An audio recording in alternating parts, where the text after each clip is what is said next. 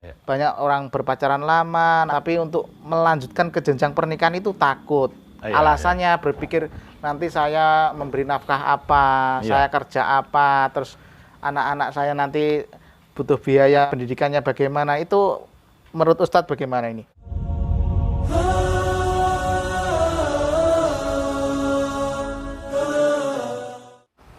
Assalamualaikum warahmatullahi wabarakatuh. Jumpa Waalaikumsalam lagi di warahmatullahi podcast Penyuluh wabarakatuh. Agama Islam Kecamatan Kesamben.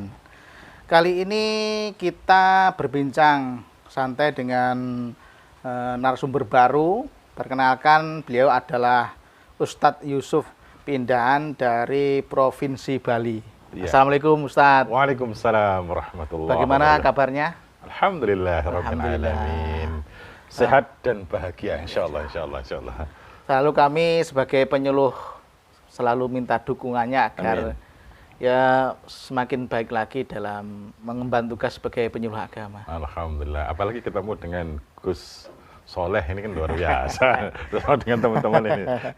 Untuk tema kali ini Ustadz kita Oke. membahas tentang di KUA itu kan identik dengan pernikahan. Ya, ya, ya. Untuk itu kita bincang santai agar para calon yang akan menikah tadi bisa memahami nikah secara Islam, secara syariat dan seputar pernikahan. Iya, iya, iya.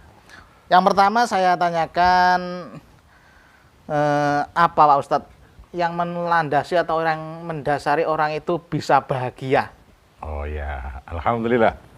Pada prinsipnya, kalau saya ditanya, Yusuf, hidup ini untuk apa? Untuk bahagia sebenarnya. Ya. Dan fitrah manusia itu ada 3. Manusia itu pengen selamat, pengen mulia, Iya. dan pengen bahagia. Nah, Apapun sukunya, apapun agama, sebenarnya itu. Dan itulah sebenarnya maqasidus syar'i. Maksudnya Allah menurunkan syariat itu, kalau umat kita semuanya itu beriman dan mengamalkannya, maka dia akan mendapatkan salamah, keselamatan, kemudian yang kedua karomah, kemuliaan, dan yang ketiga adalah sa'adah. Lah, selamat, kemudian mulia, itu adalah goalnya, pengen juga bahagia. Bahagia. Maka banyak sekali di dalam Al-Quran, wali-waliullah itu sebutannya adalah la khaufun alaihim walahum yahzanun. Mereka tidak pernah takut dan tidak pernah sedih. Ya. Orang beriman pun juga demikian. Wa mayutilah, kemudian faman tabi'a hudaya fala khaufun alaihim walahum yahzanun. Orang yang mengikuti petunjuk Allah itu mesti tidak pernah takut dan tidak pernah sedih. Maka bahasa lainnya adalah bahagia. Maka kalau selamat itu karena kita taat, mulia ini karena kita memiliki akhlak yang mulia, kemudian bahagia itu karena apa? Iman di dalam hati. Ketika seseorang imannya kuat kepada Rabb-nya, kepada Tuhannya, pasti bahagia hidupnya. Insya Allah itu ya. Ya kan Iya. ketika berdoa itu yang dipinta selalu bahagia di dunia, bahagia di akhirat. Nah, Masya terus Allah. yang mendasari bahagia di dunia kan kenyataannya kita sibuk mencari nafkah, sibuk merawat Iya. keluarga, merawat anak. Kadang kalau tidak didasari dengan keimanan itu bahagia di dunianya itu belum pernah Iya. disyukuri atau belum pernah didapatkan gitu Ustadz. Oke. Jadi tentu jelas ya. Jadi bahagia di dalam Islam itu bahagia zahir dan batin. Dunia, kita karena hidup di dunia, maka badan tetap kita membutuhkan makan dan minum, itu perlu. Tetapi yang jauh lebih penting lagi, bahagia itu di dalam hati. Jadi terpenuhinya kebutuhan fisik, tapi juga yang paling penting lagi adalah terpenuhinya kebutuhan hati, yaitu beriman kepada Allah Subhanahu wa taala. Dengan iman itulah segala urusan itu menjadi baik, kata Rasulullah sallallahu alaihi wasallam. Diberikan musibah, kita bisa bersabar. Kemudian diberikan nikmat, kita bisa bersyukur. Iya, iya, iya. Apalagi? Nah. Jadi kita bahagia sekali sebenarnya. Iya, iya.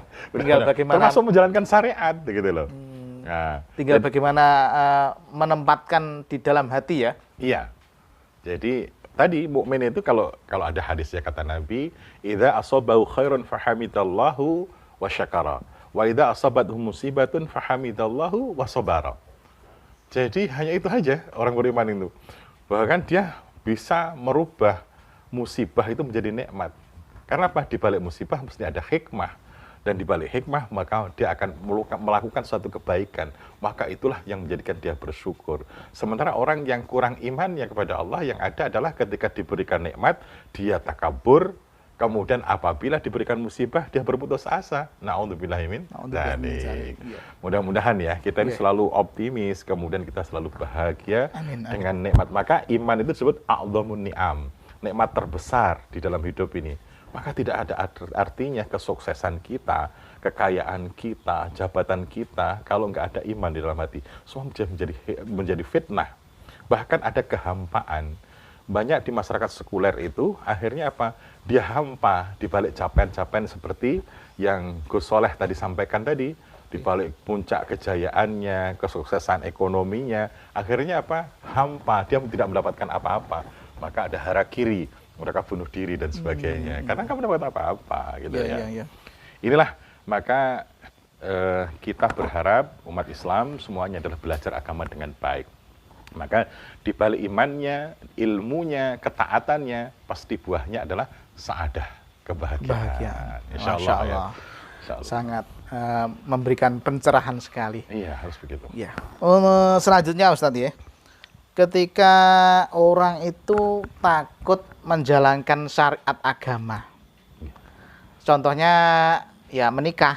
Ya. Banyak orang berpacaran lama, tapi untuk melanjutkan ke jenjang pernikahan itu takut. Alasannya berpikir nanti saya memberi nafkah apa, saya kerja apa, terus anak-anak saya nanti butuh biaya pendidikannya bagaimana. Itu menurut Ustadz bagaimana ini? Ya. Itu bang, kita fenomena cukup besar sebenarnya. Ternyata kalau kita kaji lebih dalam di dalam Al-Quran, surat Al-Baqarah ayat 638, Asyaitanu ya'idukumul faqra wa ya'murukum bil fahsya. Setan itu misinya, salah satu misinya setan itu adalah apa? Menakut-nakuti orang akan kefakiran, mendapatkan kefakiran. Gitu. Jadi tidak sedikit orang yang sudah senang dengan pasangannya gitu ya. Kemudian apa? Ditakut-takuti oleh setan. Kamu nanti ngomong ngasih apa istrimu kan begitu. Kalau punya anak nggak ngasih apa? Itu adalah misinya setan gitu loh. Maka ketika orang misalnya ketika seseorang misalnya pacaran, apalagi yang jauh melanggar aturan Allah, maka semakin takut dan semakin takut mereka itu. Karena as-syaitanu ya'idukumul faqra. Setan itu menakut-nakuti kita untuk berbahagia. Menakut-nakuti sesuatu yang akan terjadi, bagaimana. Maka yang adalah maksiat dan maksiat gitu. Bahkan kata Nabi itu ingin disebutkan, innal abda la yukhramu rizqu bidzambi yusibuhu. Hadis rawahu Ahmad. Sesungguhnya seorang hamba itu bisa ditutup rizkinya karena dosa-dosa yang dilakukannya. Maka sangat bagus ketika seseorang itu tidak usah pacaran terlalu lama. Ta'aruf sedikit aja, kenal karakternya, tahu kewajibannya, tahu haknya, maka cepat-cepatlah menikah. Itu adalah suatu hal yang baik. Karena apa? Kalau tadi pertama kena perangkat setan, ketakutan, dan kena pasal berikutnya, innal abda la yuhramu rizqu bidzambi yusibuhu. Seseorang itu malah akan betul-betul ditutup rezekinya oleh Allah kalau dia melakukan dosa. Jadi satu kali dosa berarti potensi rezekinya dikurangi lagi. Melakukan dosa akhirnya semakin takut ya. Itu yang nah, padahal kata Allah Subhanahu wa taala dalam surat Nur ayat 32, maka segera menikahlah orang yang masih membujang dan orang-orang yang layak menikah dari hamba-hamba sahayamu. Iyakunu fuqara yughnihimullahu min fadlih. Kata Allah Subhanahu wa taala, janjinya loh ini ya. Mulai kita harus tahu, mulai harus belajar Al-Qur'an. Jadi kata Allah Subhanahu wa taala, kalau betul-betul sudah niat nikah itu karena Allah Subhanahu wa taala, jika engkau miskin, maka Allah akan mengkayakan kita. Subhanallah. Dan kita kalau membaca ayat itu gini, inna asdaqal hadis kitabullah. Perkataan yang paling benar itu ya adalah firman-Nya Allah Subhanahu wa taala. Al-Qur'an. Jadi lebih yakin daripada mungkin kata-kata pejabat. dah nikah deh nanti tak kasih BLT misalnya gitu ya. Jamin tiap bulan begitu ya. Nah, ini yang jamin siapa? Allah. Kata Allah, iyakunu fuqara yughnihimullah min fadli. Jika engkau miskin, maka Allah mengkayakanmu. Lah, pertanyaan ini harus yakin. Ana inda dzanni abdi bi. Pertolonganku, rahmatku akan aku berikan pada seorang hamba sejauh mana dia yakin dan taat. Maka kalau kita melihat nasihatnya Nabi Yakub kepada Nabi Yusuf ketika beliau mau wafat itu apa? Ma ta'buduna mim ba'di. Problemnya, nak, apa akidahmu? Bagaimana ibadahmu kepada Allah? Kalau kita yakin dan taat kepada Allah, mustahil kita ini susah. Ya, mustahil susah. Ya. Kalau kita bayangkan, kalau kita bekerja di sebuah perusahaan saja ya, kita baik, profesional gitu ya, mustahil kita ini akan didonkan ya, mustahil nggak dikasih uang gitu. Nah, Allah itu jauh lebih baik daripada pemimpin perusahaan, gitu loh. In ahsantum li anfusikum wa in asatum falaha. Jadi kalau kita berbuat baik di dunia ini, iman kepada Allah, berbuat baik, mustahil kita susah. Maka problemnya kepada sahabat-sahabat kita generasi muda tentunya. Kita ini segmennya untuk generasi muda ini. Jangan takut gitu loh. Jangan takut untuk menikah. Yang penting niat, kemudian sungguh-sungguh, jaminannya Allah, iyakunu fuqara yughnihimullah min fadli. Tapi bukan hanya ibadah saja, tetap juga harus usaha. Harus tetap usaha. Jadi bagaimana bekerja yang profesional, bagaimana ibadah, bagaimana sholatnya. Ketika saya dulu misalnya masih jadi kepala KUA, ketika saya tanya bagaimana sholat Anda, alhamdulillah Pak, saya sering menangis. Kenapa? Kalau orang itu imannya bagus, ibadahnya bagus, insya Allah keluarganya pun juga akan bagus. Tapi tidak hanya selesai di situ, maka tanggung jawab seorang laki-laki misalnya juga memberikan nafkah, uang, makan, pakaian dan sebagainya, maka kita harus juga menjadi orang yang profesional. Maka Allah juga tetapkan di dalam Al-Quran, walaqad katabna fiz zaburi min ba'di dzikri anal arda yarisuha ibadiyas solihun. Bumi ini, kata Allah, akan aku wariskan pada orang yang soleh. Soleh itu artinya profesional. Kalau di dalam mencari perekonomian, kita mau jadi apa? Pedagang, jadi pegawai, apa saja harus profesional. Itu as-solihun. Maka Allah itu nyampaikan, Allah sangat adil sekali. Jadi Allah itu menetapkan akan mewariskan alam semesta ini, ekonomi dan sebagainya, bukan disebut mukmin, bukan disebut muslim, atau nasroniun, atau hinduniun, tetapi salihun. Orang yang saleh itu adalah orang yang profesional. Ya. Misalnya dia memanfaatkan betul biji besi di Indonesia, dibawa ke Jepang, pulang jadi Avanza, pulang dari mobil dan sebagainya. Itu adalah as-salihun di dalam industri dan perdagangan tentunya. Ya, jadi itu mari kita sama-sama jangan takut untuk menikah. Nikah itu adalah enak, nikah itu adalah ibadah. Dan jaminannya adalah iyakunu fuqara yughnihimullah min fadli.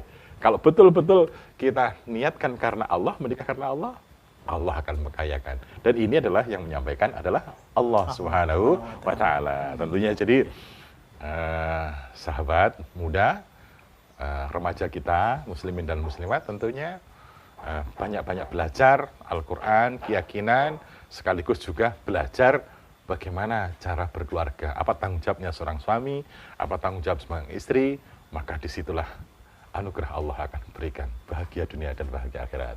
Insyaallah. Kemudian untuk keistimewaan orang yang menikah dari segi menjaga keislaman itu apa, Ustaz? Subhanallah. Ini adalah bagian dari sunnah, ya. Sunnatullah dan sunnah Rasulullah. Maksudnya sunnatullah gimana?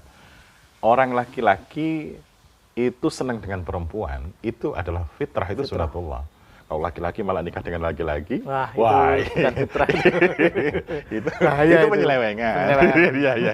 Perempuan dengan perempuan dan sekarang semakin banyak ya. Jadi itu.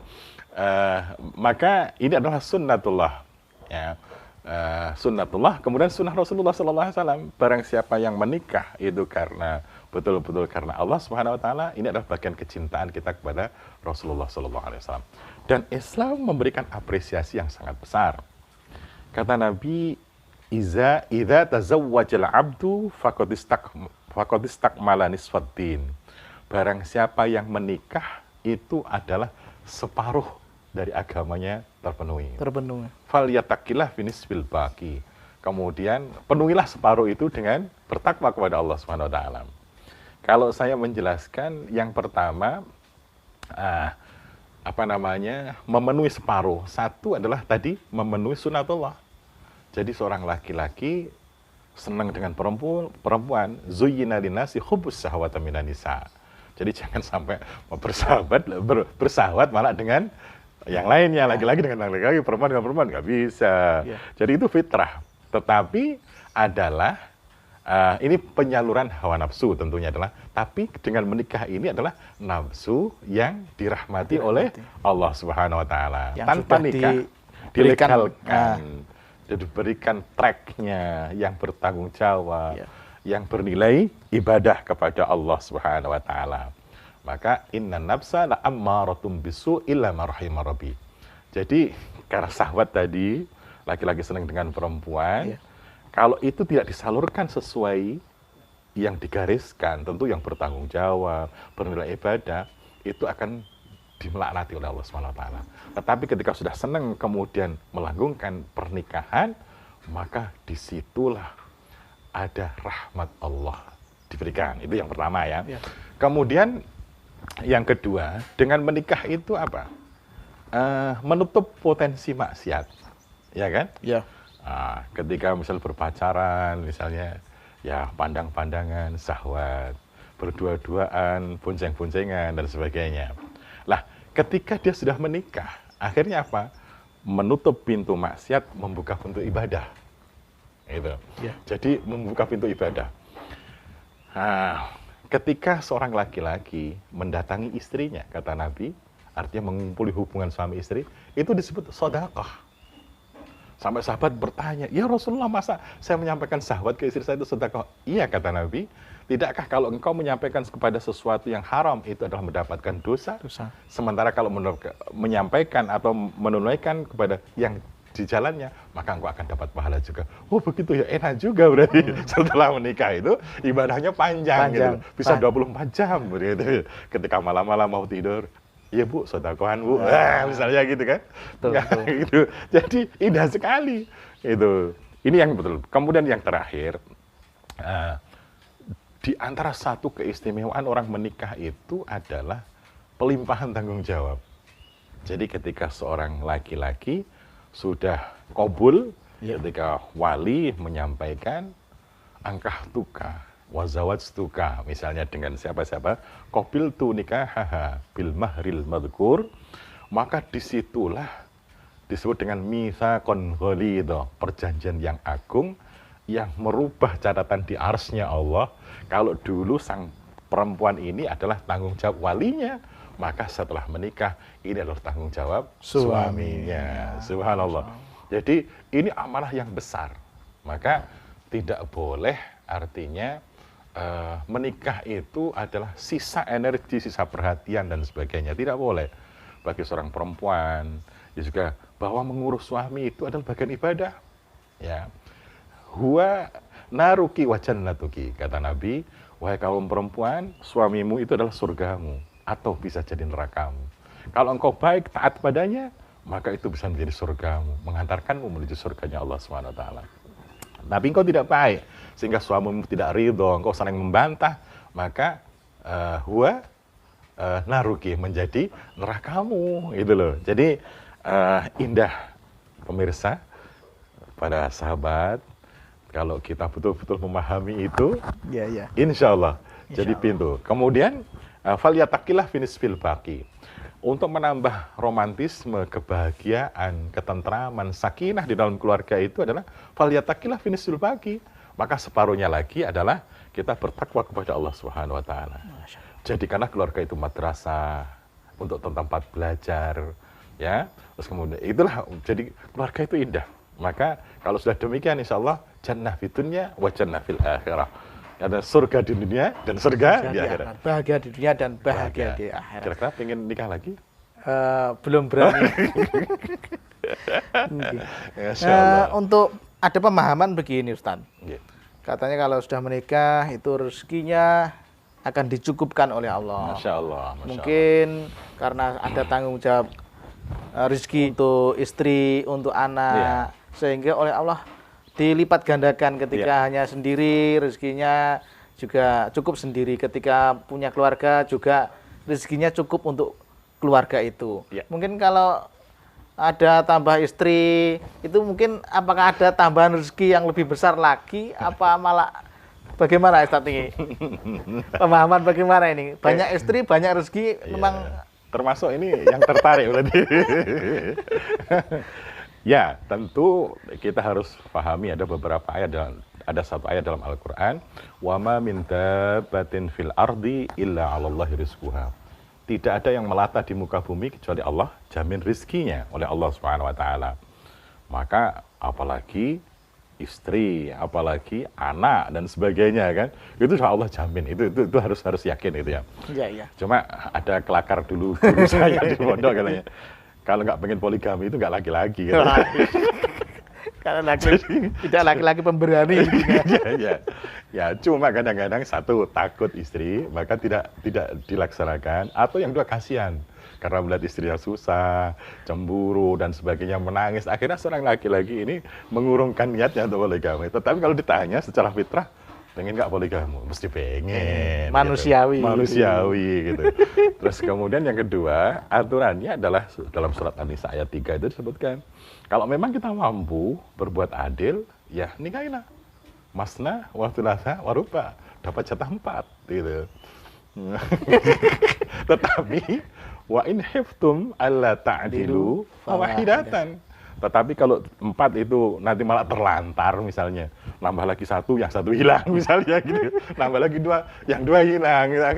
Akhirnya tersatu. Itu adalah menambah janda-janda baru kan akhirnya gitu. Bukan untuk kebaikan, untuk maslahah, tapi adalah itu. Maka syaratnya adalah yang pertama mampu, yang kedua adil tentunya ya. Nah, kemudian yang ketiga syaratnya harus ada izin kalau di Indonesia ya. Fikih aslinya tidak, tetapi karena fikih di Indonesia dalam konteks untuk mencari maslahah di Indonesia biar tidak ada segampang orang menikah, segampang kami yang dampaknya nanti pada kerusakan karena mungkin tidak paham, tidak mengerti ilmunya, maka harus ada izin istri yang pertama sebelumnya. Maka itulah ditetapkan oleh pengadilan agama. Kalau itu sudah terjadi, halal, mudah-mudahan. Sangat berat sekali. Masya Allah. Yang terakhir Ustaz, tolong berikan closing yang memberi semangat kepada generasi muda untuk jangan pacaran lama-lama, untuk segera bersiap-siap menata untuk mencari keberkahan, kebahagiaan di dunia dan akhirat dengan menikah. Bagaimana Ustaz? Ya, sahabat remaja, muslim dan muslimah dimanapun berada, yang pertama, belajarlah. Kalian setelah diciptakan oleh Allah memang saling mencintai laki-laki dan perempuan. Maka salah satu pintu mendapatkan rahmat Allah Subhanahu wa taala adalah menikah. Namun sebelum menikah adalah kita harus belajar bagaimana pernikahan itu, bagaimana tanggung jawab suami itu, bagaimana tanggung jawab istri itu bagaimana. Kalau ini sudah bisa kita yakini, kemudian kita amalkan, sudah mengerti kewajibannya yang harus ditunaikan, maka dia akan mendapatkan haknya. Ya. Kemudian kalau sudah demikian, insya Allah keluarga itu bahagia. Jangan pernah takut kepada nanti saya ngasih rezeki apa, ngasih nafkah apa. Karena Allah sudah menjamin, iyakunu fuqara yughnihimullah min fadlih. Jika engkau miskin, maka Allah akan mengkayakanmu. Insyaallah ya. Jadi jangan lama-lama kita malah mungkin ta'arufnya atau pacarannya. Karena itulah pintu setan untuk memberatkan kita dan untuk mengulur-ngulur agar kita banyak maksiat. Ya. Kemudian apa? Asyaitanu ya'idukumul faqra. Setan itu akan menakut-nakuti kita untuk menjadi fakir. Maka kena pasal berikutnya, innal 'abda la yuhramu rizqu bidambi yusibuhu. Kalau sebelum pacaran banyak maksiat, maka Allah bisa tutup rezeki itu. Demikian. Terima terus, kasih, sangat Masya Allah. menginspirasi untuk Ya. generasi muda Ya. untuk segera ke KUA menemui Bapak Ustadz Yusuf apabila masih kurang mantap, kurang yakin dan sebagainya. Masya Allah.